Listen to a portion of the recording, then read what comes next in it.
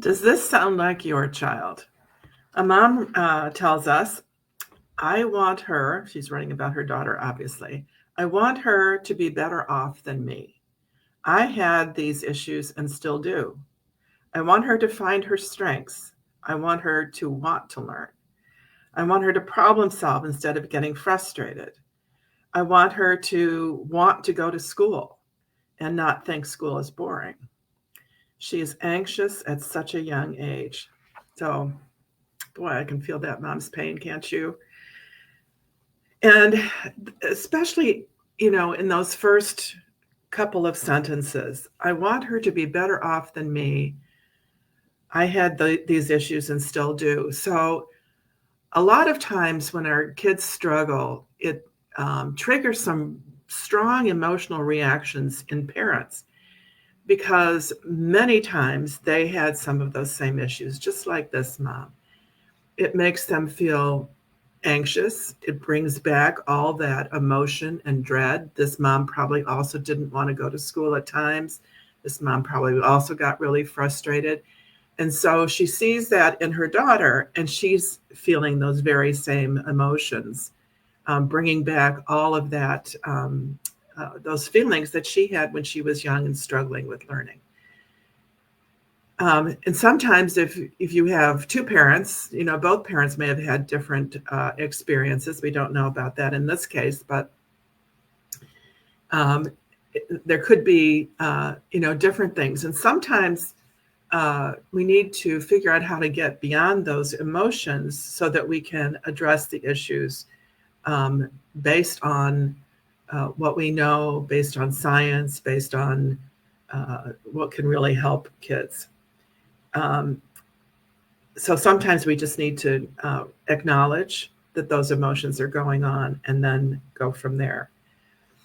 I want her to find her strengths. So isn't that a wonderful? I mean, when we are working with kids and we're with parents, we focus very much on strengths rather than weaknesses. Unfortunately, a lot of times in school, kids hear mostly about what they can't do, right? Here's what you still need to learn about, the vocabulary words you missed. Here's the math problems you got wrong. Here's the gap. And that is a lot of times because teachers, the education system doesn't provide the resource. And it's not that teachers don't have it. It's really that teachers aren't given and don't have the resources to truly understand how a particular child learns, because children learn differently. Um, just about everybody learns in a different way and with different cognitive skills and different strengths and weaknesses. And understanding what those strengths are can be so powerful. When we understand what our strengths are, we can use that. We can depend on it. When I am talking to kids about their cognitive strengths, I often call them their learning superpowers. Most kids don't know they have a learning superpower. Most kids don't know, especially when they struggle, that they actually have some skills that are strong.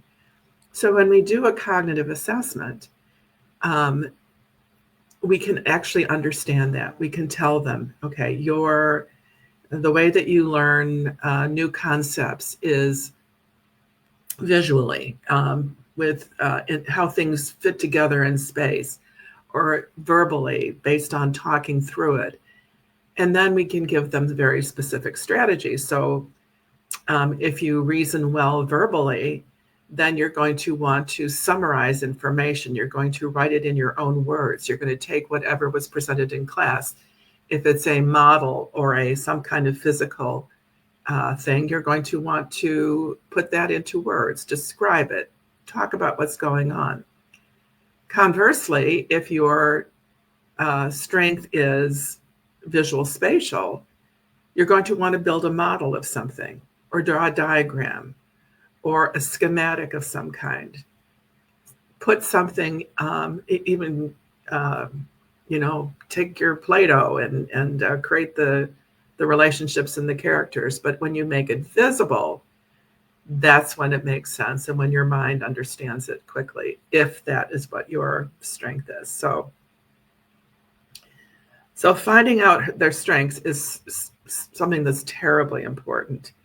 I want her to want to learn. And our brains are learning machines. We're always learning. When learning becomes, a bad word, an anxious word, a scary word, a negative word, that's, obviously very concerning and the opposite of what our brains love to learn. I mean, they're just curious. Young children are curious. This is a 9-year-old, should still be extremely curious, wanting to do things, but when the school system or the class or the way that they're being taught discourages them, and it's probably not the learning process that is so negative. It's about the way that she's being asked to learn, which doesn't fit with the way that her brain processes information and understands it and remembers it. When kids have underlying cognitive weaknesses, whether it's attention, whether it's working memory, whether it's their memory skills, and one of the things that we know today is that children's cognitive skills have declined following the pandemic. We don't really know why, but we do know that certain cognitive skills, particularly long-term memory skills, verbal and visual memory, especially verbal memory, and flexible thinking, are in general much lower, especially for younger kids. So this 9-year-old would certainly fit in that category. We don't know why. We can certainly speculate about the kinds of learning that happened during the pandemic and during remote learning, but it did not serve a lot of kids well. And now it continues to impede their ability to learn as they used to. Things have not gotten back to normal yet. And it probably, based on the progress that we're seeing in national standardized test scores, it's going to be a number of years before it's even back to the level that it was at before the pandemic. So we have a child like this who is confronted with a learning experience, dreads it, wants to avoid it, doesn't want to go to school. So rather than being joyous and really relishing learning, becomes frustrated and wants to just do anything other than that. When kids don't have the confidence in their own learning ability, when they have these underlying weaknesses, it's very often undermines their self-confidence. And a lack of self-confidence means that when you have a problem, their assumption is, I can't do this. I just can't do this. And so they won't try. When they strengthen and work on developing those cognitive skills, things become easier. The work becomes easier. Things make more sense. And they're willing to take on more difficult tasks because they really start to understand that learning is a process, that it doesn't just come to us automatically all the time. Sometimes we just have those moments of aha when we just get something. And those are so rewarding. But you're going to have a lot more aha moments if you try a whole bunch of things. And being willing to take on challenging tasks, being enthusiastic about confronting difficult problems, and being flexible enough to shift gears when maybe our first approach to a problem doesn't work, then we're going to have to come up with a different way.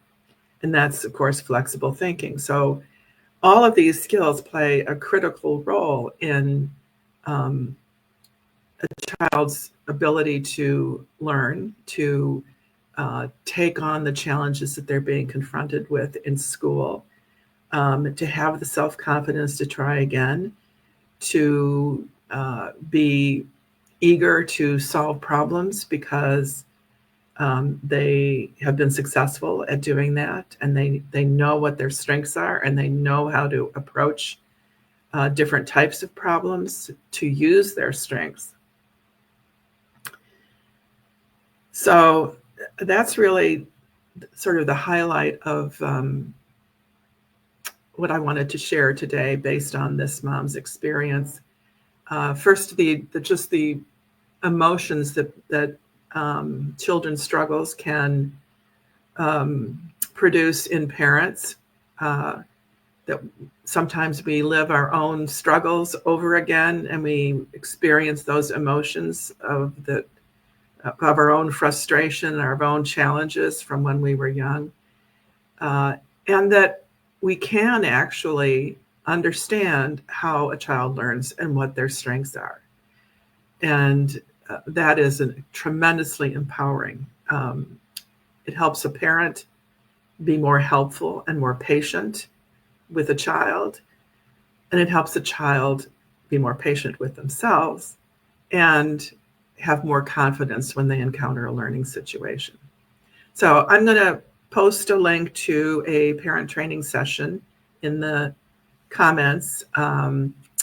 It's in this session, we talk about cognitive skills and the role they play in learning and behavior and pretty much everything we do in life, and explain how these skills can be strengthened. So I hope you'll join me in that webinar. And in the meantime, have a beautiful learning day.